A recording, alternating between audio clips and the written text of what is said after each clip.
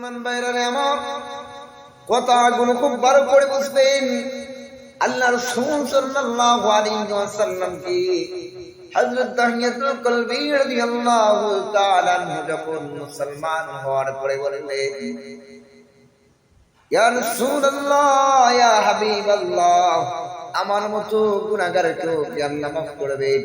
আল্লাহ রাসূল বললেন, হ্যাঁ মাফ করবেন। কারণ ইন্নাল ইসলামা ইয়াহদিমু মা কানা ক্বাবলাহু, ইসলাম ধর্ম এমন একটি পূর্ণাঙ্গ জীবন বিধান, ইসলাম ধর্ম এমন একটা পূর্ণাঙ্গ জীবন বিধান যে ধর্ম পূর্ববর্তী সমস্ত গুনাহকে মাফ করে দেয়, পূর্ব ধর্মের সমস্ত গুনাহকে মাফ করে দেয়। তাহিয়াতুল কলবি রাদিয়াল্লাহু তাআলা এবার বলতে লাগলেন, ইয়া রাসূলুল্লাহ, ইয়া হাবিবাল্লাহ, আমার মতো গুনাহগারকে মাফ করে দেয়।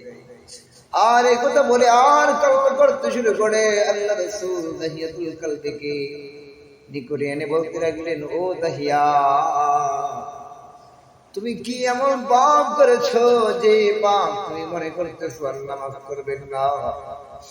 এবার তাহিয়াতুল কলবি রাদিয়াল্লাহু আনহু কান্নামাকা করবে, কান্না জড়িত কণ্ঠে বলতে শুরু করলেন, ইয়া রাসূলুল্লাহ, তাহলে আমি ইসলাম মুসলমান হওয়ার পূর্বে যখন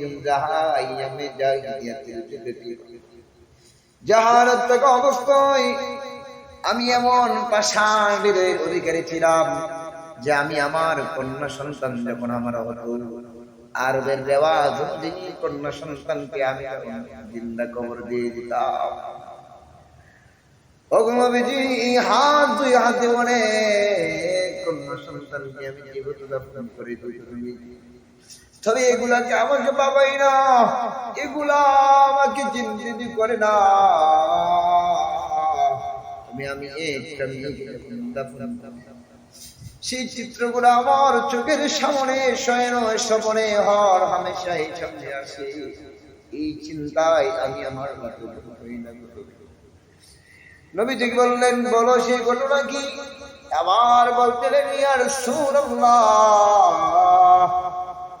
আমি একদিন প্রবাসে যাওয়ার জন্য ব্যবসার উদ্দেশ্যে মহিয়া দেশে যাওয়ার জন্য রেডি হয়ে গেলাম। এইদিকে আমার স্ত্রীর গর্ভে আমার সন্তান। আমি আমার স্ত্রীকে বলে গেলাম, ওগো আমার প্রাণের স্ত্রী, আমি তো ব্যবসার জন্য চলে যাচ্ছি, হয়তো কিছুদিন সময় আমার লাগতে পারে, আমি তো ব্যবসার উদ্দেশ্যে চলে যাব। তোমার গর্ভে আমার যে সন্তান, ওই সন্তানটা যদি ছেলে হয় তাহলে তাকে রেখে দিবা, আর যদি মেয়ে হয় ওই সন্তানকে তুমি তোমার পাড়া প্রতিবেশী জানার পূর্বেই ওই সন্তানকে তুমি কবর দিয়ে দিবে। কেমন পাষাণ হৃদয়ের অধিকারী ছিল সেই যুগের মানুষগুলা। এবার তাহিয়াতুল কলবি রাদিয়াল্লাহু আনহু বলেন, ইয়া রাসূলুল্লাহ, ইয়া হাবিবাল্লাহ, এই কথাগুলো বলার পরে আমি আমার গন্তব্যে চলে যেতে লাগলাম। আমি চলে গেলাম মহিলা দেশে, আর এইদিকে আমার স্ত্রীর গর্ভে সন্তান হলো। সন্তান হওয়ার পরে ঘটনাক্রমে সন্তানটা হলো মেয়ে সন্তান। আমার স্ত্রী দেখলাম এত ফুটফুটে চমৎকার সুন্দর যে অধিকারী একটি মেয়ে সন্তান হল। এই সন্তানকে দেখার পরে মা কিভাবে কি করবে কোনো কিছু বুঝে আসতে পারতেছে না, যে স্বামী তো বলে গেছেন সন্তানকে মেয়ে হলে জিন্দা কবর দেওয়ার জন্য। আর আমি মায়ের পক্ষে তো এটা কঠিন গেলে অসম্ভব নয়, পৃথিবীর কোনো মায়ের পক্ষে তো এটা সম্ভব না। হযরত তাহিয়াতুল কলবি রাদিয়াল্লাহু তাআলা আনহু চিন্তা করলেন, যা হবার হোক, আমি আমার কন্যাকে আমি জীবিত অবস্থায় রেখে দেব, আমার কন্যাকে মৃত অবস্থায় মরতে আমি রেখে দেব না। তাহিয়াতুল কলবি রাদিয়াল্লাহু আনহু খুব যত্ন সহকারে মেয়েকে পালতে লাগলেন, বড় করতে লাগলেন। এদিকে তাহিয়াতুল কলবি আল্লাহর রাসূলকে বললেন, ইয়া রাসূলুল্লাহ, আমি ব্যবসার কাজ শেষ করার পরে 4-5 বছর পরে আমি দেশে ফিরলাম।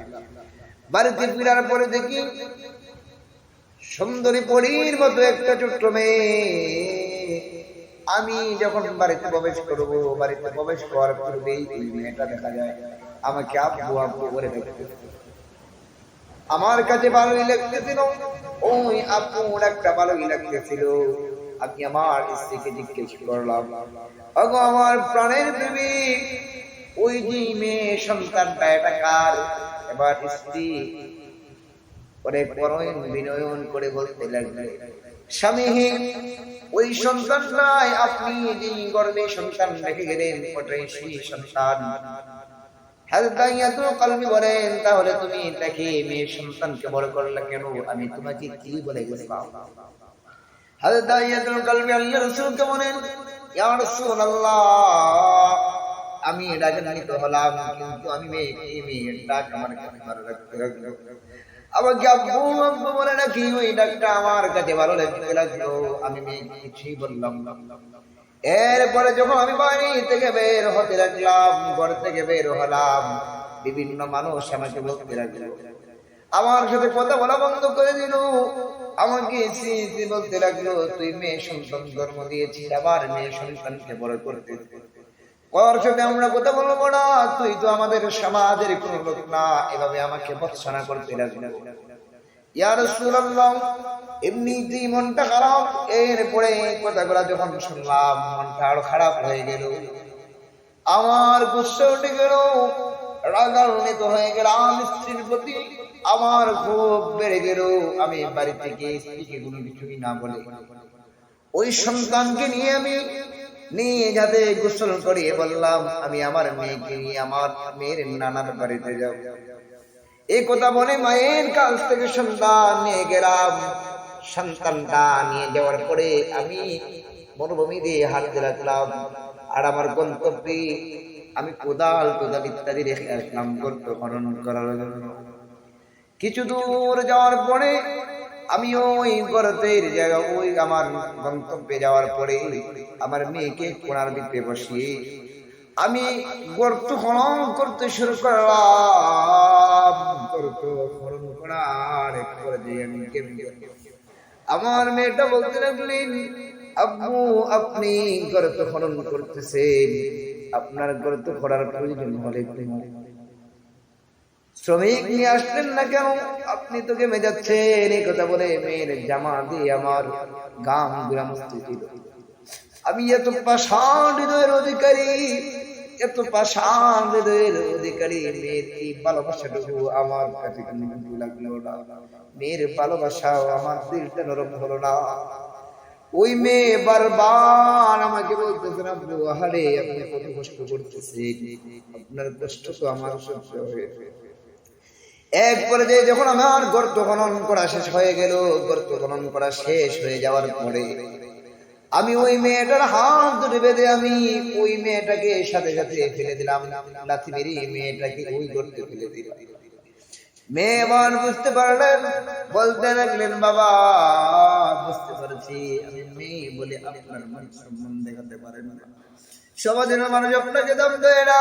তাহলে শুনুন, আমি এখন থেকে চলে যাব, আপনাকে বাবা পরিচয় দেবো না, এই দেশ থেকে ভিন দেশে আমি চলে যাবো, এরপরে আমাকে মেয়ে। তো আমি এত প্রথম দিনের অধিকারী ছিলাম, এত পাষাণ হৃদয়ের অধিকারী ছিলাম, এই কথাগুলো আমি কারণ মানতে রাজি না। আমি সন্তানটাকে পাথর দিয়ে মারতে রাখলাম, পাথর দিয়ে মারতে লাগলাম।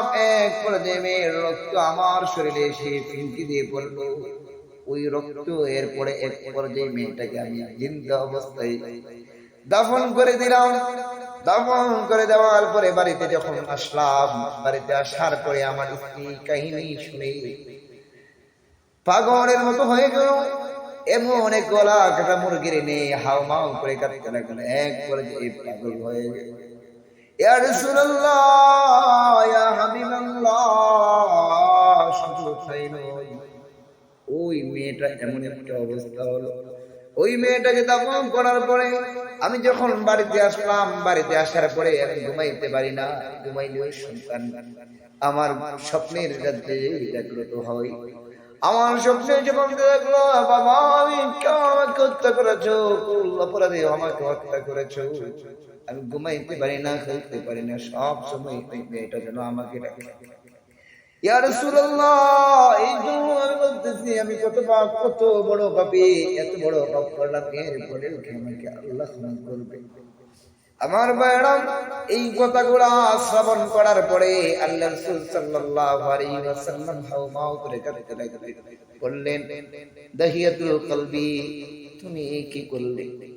এরপরে দাহিয়াতুল কলবি আর কান্না বাড়িয়ে দিলেন, বললেন, ইয়া রাসূলুল্লাহ, আমি এত বড় পাপী, নিজেকে আমি ক্ষমা করতে পারি না, আল্লাহ কি আমাকে ক্ষমা করবে?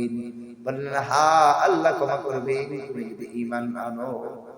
এবার বুঝুন ইসলাম ঈমানের কত দাম। ঈমান আনার সাথে সাথে এত বড় পাপী তো আল্লাহ তাআলা মাফ করে দেন।